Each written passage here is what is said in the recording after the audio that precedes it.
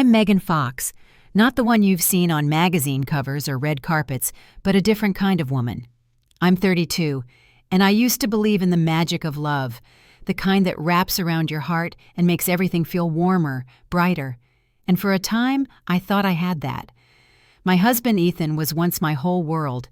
His smile used to light up even my darkest days. His voice had this calming effect on me, like a gentle breeze after a storm. But people change, love fades, or maybe it just gets buried under too many harsh words and too much silence. At first, it wasn't obvious. Just a dinner missed here and there, a distracted yeah instead of real conversation, a sharp tone when a gentle one would have sufficed. I told myself it was stress, work, life. It would pass. That's what you do when you love someone. You hope, you wait, you keep trying. But what happens when trying becomes begging? When love becomes routine and kindness turns into criticism? I remember one night, cold, quiet. I lit candles and made his favorite dinner. Or at least I thought it still was. Salmon, roasted veggies, that lemon dill sauce he used to rave about. I wanted to feel close to him again. I wanted us to remember who we were.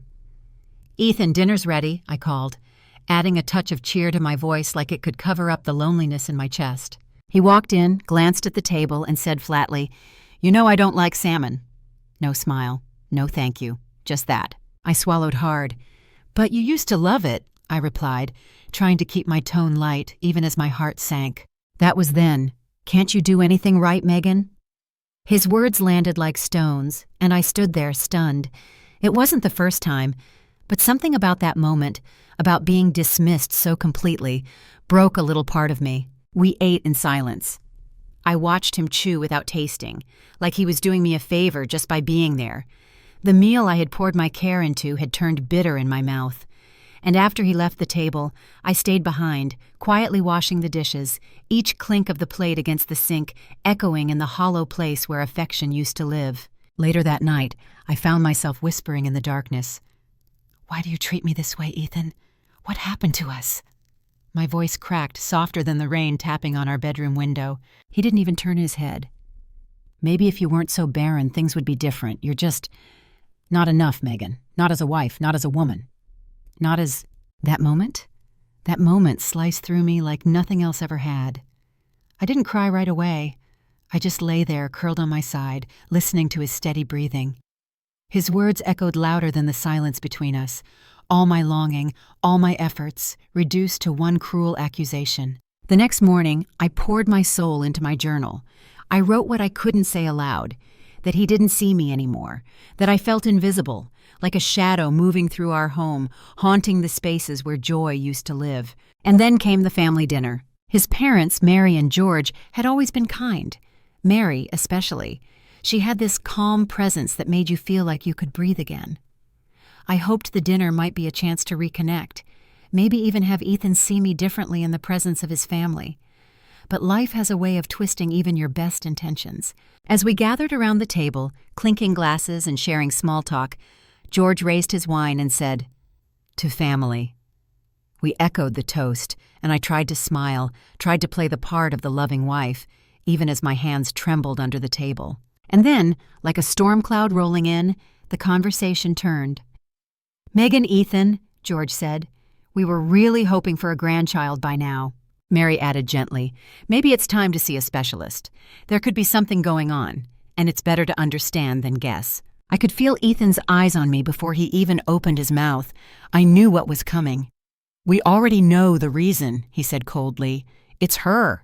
The shame hit me in the gut, but I held my head high. "It's not just about me, Ethan. It takes two." Mary looked between us, picking up on the tension. She leaned forward, her voice firmer. "Both of you should get checked. That's the only way to know for sure." Ethan laughed, dry, bitter.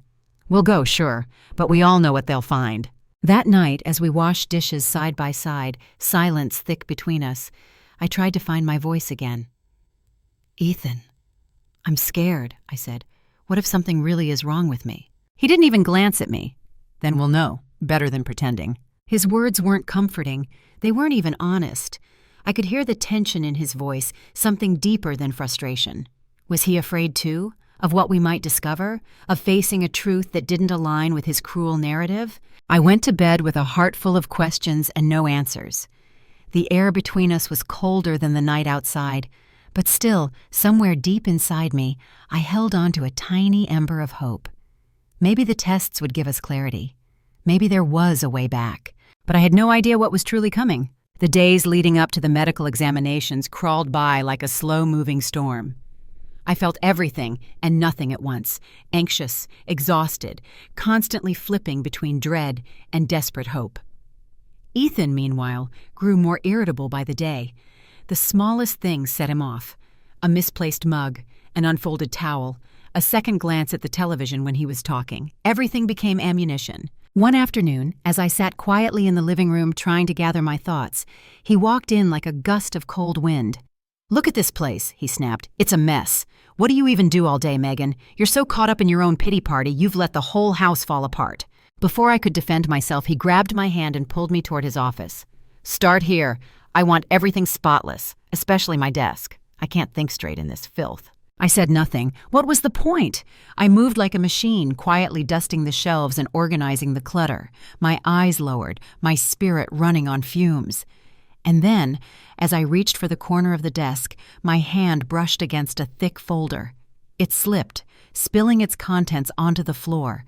Receipts, paperwork, a few crumpled letters. I bent down to collect them, muttering an apology, but something caught my eye. A hospital receipt, paid in full, for childbirth. My name wasn't on it.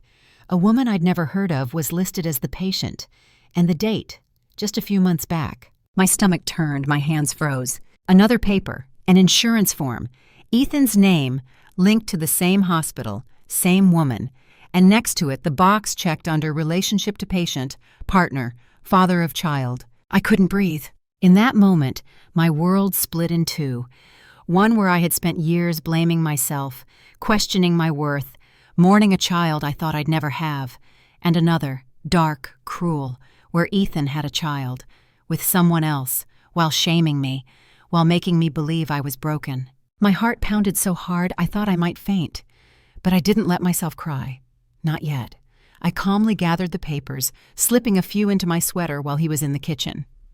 Later, when he left to run errands, I scanned every page, copied each document, and hid them where I knew he'd never look. Something in me changed that day. Yes, the pain was unbearable, but alongside it came a strange sense of clarity. I couldn't confront him. Not yet. I needed a plan. I needed to be smart. Every word, every glance, every move from that moment on became a piece of the puzzle I was assembling, one that would lead to the truth finally seeing daylight. The next few days passed in a blur. I played my part, smiled when necessary, nodded when spoken to. I was a ghost in my own home, but not a powerless one. Ethan didn't notice the shift. He was too busy playing the victim, still pretending to be the wounded husband with the barren wife. When our medical results finally arrived, I knew I had to wait for the right moment. That moment came sooner than expected, on Ethan's birthday. He threw himself a little gathering, inviting friends, co-workers, and of course, his parents. I moved through the crowd like a breeze, light, quiet, unnoticed. But inside, my heart beat like a drum. I had prepared everything down to the last detail. When it was time for gifts, everyone gathered around. Laughter, small talk, the sound of wrapping paper tearing. It all felt surreal. And then it was my turn. I handed him a box, wrapped in clean, elegant paper, tied with a silver ribbon. Inside was the folder. The truth. "Happy birthday, Ethan," I said, calm, my voice even. A few people chuckled, expecting something sweet or sentimental. Ethan opened the box, pulled out the papers. At first, confusion, then recognition, and finally, panic. What is this?" he stammered. I didn't raise my voice. I didn't cry. I simply said, "It's the truth." The room fell silent, a dense, heavy silence. Mary stepped forward, took the papers from her son's trembling hands. Her eyes scanned the contents. Then she froze. "Ethan," she said slowly, "do you have a child with another woman?" The question echoed through the living room like a gunshot. Ethan opened his mouth, closed it, opened it again. "It's not what it looks like. I can explain." But no one was buying it. The guests looked around uncomfortably. George, usually the quiet, dignified one, stood up and pointed at his son. "Explain? You cheated on your wife, lied to us, shamed Megan. You've humiliated everyone here." The words came fast, sharp, final. Ethan fumbled with the papers, his eyes darting, looking for an exit, for someone to defend him. But there was no refuge, no ally in sight. I watched him quietly, my heart pounding. "I'm sorry you all had to find out this way," I said to the guests. But I thought it was time the truth came out. I saw Mary's eyes begin to water. George just shook his head, jaw clenched. The warmth in the room had vanished. All that remained was tension, disbelief, and betrayal. But I wasn't finished. I took a deep breath and stepped forward again, another envelope in my hand. "There's more," I said. "You all remember the fertility tests?" Ethan's eyes widened. I handed him the envelope. "Go ahead, read it." He opened it with shaking hands, the paper trembling as he held it. His eyes scanned the results, and the color drained from his face. Mary, unable to contain herself, asked, "What does it say?" Ethan couldn't answer. I did. "It says Ethan is infertile. It was never me." Gasps, silence, and then the murmur of voices rising again. Mary looked devastated. George looked like he might explode. "You blamed her all this time," Mary said, her voice trembling. George turned to Ethan. "You've lied, you've cheated, and worst of all, you let her take the blame for your own failure." Ethan slumped into a chair, speechless. The mask had fallen. The proud husband, the confident man, gone. What remained was someone stripped of all his illusions. But Mary wasn't finished either. She held up the first set of documents and asked the question that would pierce deeper than any of us expected. "If you're infertile, Ethan, then who's the father of your mistress's child?" The silence that followed was deafening. Ethan stared at her, then at me, then at the floor. I don't know," he whispered. I never imagined she might have lied to me, too." The irony was suffocating. He had betrayed me, lied to everyone, humiliated me, and now found out the woman he had chosen over his wife might have done the same to him. I should have felt satisfied, but all I felt was exhausted. As the party dissolved into whispers and guests slowly filtered out, I stood still in the center of it all, calm, quiet, in control. Ethan's life was unraveling before him, and I had no intention of stitching it back together. The house was quiet after everyone left. Too quiet. I could still feel the echo of voices, the sting of judgment lingering in the air like smoke after a fire. Ethan sat hunched over on the couch, staring blankly at the folder on the coffee table. His hands were clasped together, knuckles white. He looked smaller somehow, not just physically.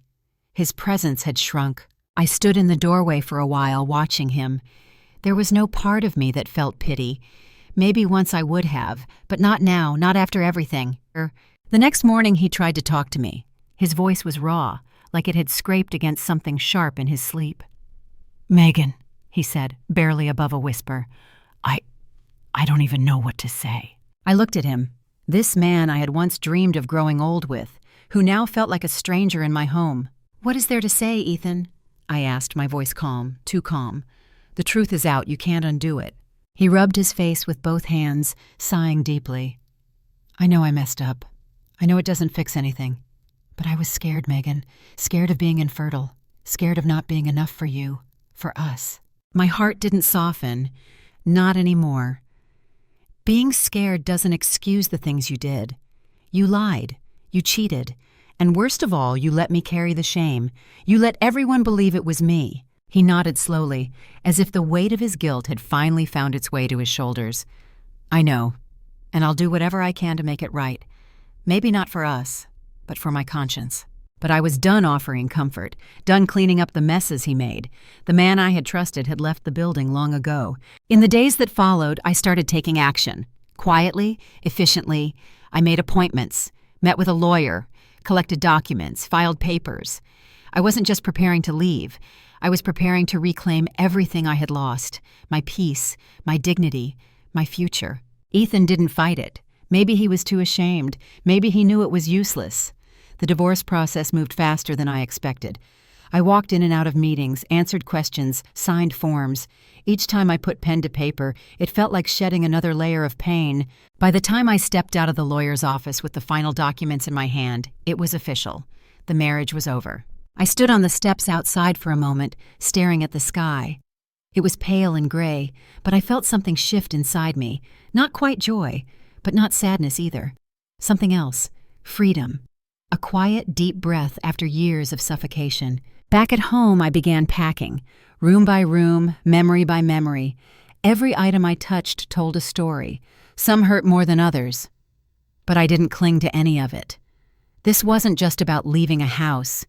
It was about leaving a version of myself behind. The woman who kept waiting, kept trying, kept doubting her own worth. During that time, this community's reaction was mixed. Some people avoided eye contact. Others gave me those long, pitying stares that felt more like surveillance than support. But then there were the ones who mattered. The quiet knock on my door, the warm hand on my shoulder, the whispered, "You were brave," from neighbors I barely knew. And then there was Mary. She came by one afternoon just as the sun started to dip behind the trees. Her face looked tired, but her eyes were kind. "I just wanted to check on you," she said softly, stepping into the garden where I was pruning back dead branches. I nodded, unsure what to say. "I'm sorry," she continued, "for everything, for what my son put you through, and for not seeing the truth sooner." I looked up at her, and for a second, all the hurt and betrayal felt like it might come pouring out. But I kept it together. "Thank you, Mary. That means more than you know." She reached for my hand and held it tight. "You're family to me, Megan. No matter what happens with Ethan, that doesn't change." Her words wrapped around me like a soft blanket. And for a moment I felt the ache of what could have been. A different story. A different ending. After she left, I sat there in the quiet, the air thick with things I didn't say. I thought about how many women go through what I did, how many suffer in silence, carry blame that was never theirs to bear. I wasn't going to be one of them anymore. I moved into a smaller place, cozy, bright, full of windows and plants and soft pillows, a space that felt like mine. No shadows, no secrets, just me and a fresh start. The divorce settlement had been more than fair. My lawyer, a sharp, kind woman named Joanne, had made sure of that.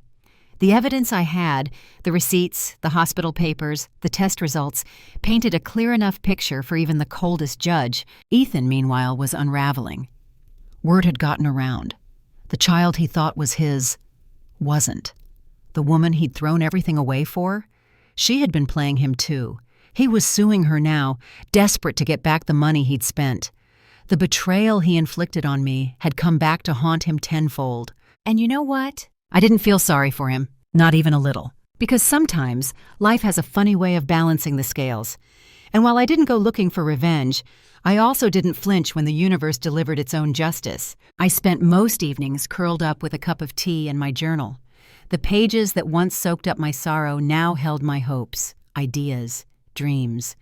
For the first time in years, I was thinking about me. Not what Ethan wanted, not what our life should have been, just what I wanted, who I was becoming. And it felt good. Not every day was perfect. Healing isn't linear. Some mornings I still woke up and reached for someone who wasn't there. Some nights I cried when I saw old photos, but the pain became softer, more distant, like a song fading at the end of a long drive. My friends rallied around me. Dinners, walks, calls just to say hi. They didn't try to fix anything, they just showed up. And sometimes that's all you really need. Someone to sit with you in the mess without trying to sweep it away. As I started rebuilding my life, I realized something important. My story didn't end when the marriage did. In many ways, it had only just begun. There was something beautiful about the silence in my new home. It wasn't empty like before. It didn't echo with disappointment or shame. It was peaceful, reflective, like my soul could finally breathe. I spent mornings with the sun on my face and a cup of strong coffee in my hands. I started reading again, writing, sitting on the porch just to listen to the wind. For so long, my life had been about trying to hold something together that had already fallen apart. Now, it was about rediscovering what it meant to be me. One afternoon, as I was rearranging some books in the living room, I found a photograph. It was from our wedding. Ethan had his arm around me, and I was laughing, really laughing. My eyes sparkled in a way I hadn't seen in years. I studied that image for a long time, not with sadness, but with curiosity. Who was that woman? She was hopeful. She was brave. She believed in love so fiercely that she gave everything she had for it. And though her heart had been broken, her spirit hadn't died. She was still here, just wiser now, stronger, a little scarred, but still standing. I kept the photo, not because I missed him, but because I wanted to remember her, the woman who dared to love deeply, even when it didn't end the way she thought it would. As the weeks passed, people around town stopped whispering. Or maybe I just stopped hearing it. The pity faded. The respect grew. I had faced one of life's ugliest truths and walked out the other side with grace. That left a mark people couldn't ignore. One day, I walked into the local bookstore to find a flyer pinned near the entrance. It was a writing group, mostly women, all ages. I hesitated for a second, old habits whispering that maybe I didn't belong, maybe I wouldn't be good enough. But then I remembered everything I had survived, and I walked right in. That first meeting changed something in me. I heard stories, some like mine, some completely different, but all honest, raw, brave, and for the first time I read one of my journal entries aloud. My voice trembled at first, but by the end, there wasn't a single dry eye in the room. After the session, a woman named Carla came up to me, probably in her 60s. She squeezed my hand and said, "You've got something, Megan. Don't let the pain make you hide. Let it make you shine." That night, I opened a blank document on my laptop and started writing. Not just for myself anymore. For every woman who'd ever felt invisible. For every wife who'd ever been blamed for something that wasn't her fault. For every heart that had been broken but refused to stay shattered. The words flowed like a river. The more I wrote, the lighter I felt. And not just emotionally, physically. My body didn't carry the same tension. My chest didn't feel heavy all the time. My laughter, real belly-deep laughter, started to come back. It surprised me at first, but then I welcomed it. And something else started to change. Men noticed me again. But this time, I wasn't looking for anyone to fix me. I wasn't seeking validation. I had become whole on my own. And that, oddly enough, drew people to me more than anything ever had. There was one man in particular. His name was Daniel.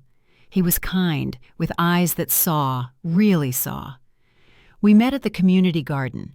He made me laugh without trying. He listened without interrupting. He didn't try to win me over. He was just present. We had coffee a few times, then lunch. We talked about everything and nothing. He never asked about Ethan, and I never offered, because that chapter was over. I don't know what the future holds with Daniel. Maybe he'll just be a friend. Maybe more. But the difference now is, I'm not rushing toward anything. I'm not trying to fill a void. I'm building a life, not a rescue mission. One evening, I stood in front of the mirror, dressed for a small gathering. My hair was curled just the way I liked. I wore a deep green blouse that made my eyes pop. I looked at myself and smiled, not because of how I looked, but because I recognized her. Me. Megan Fox. Not Ethan's wife. Not the one who couldn't get pregnant. Not the woman who was cheated on. Just Megan, brave, resilient, whole. As I walked out the door, I thought about all the versions of me I had been. The hopeful bride. The wounded wife. The silent sufferer, the investigator, the truth teller, the survivor. And now, the woman writing her own story on her own terms. There was no fanfare, no fireworks, just a quiet certainty in my chest that I had made it through, that I was exactly where I was meant to be, that life, real, beautiful, unpredictable life, was waiting, not behind me, but ahead. I took a deep breath, stepped into the cool evening air, and whispered to myself the 3 words that carried me through everything. I'm enough.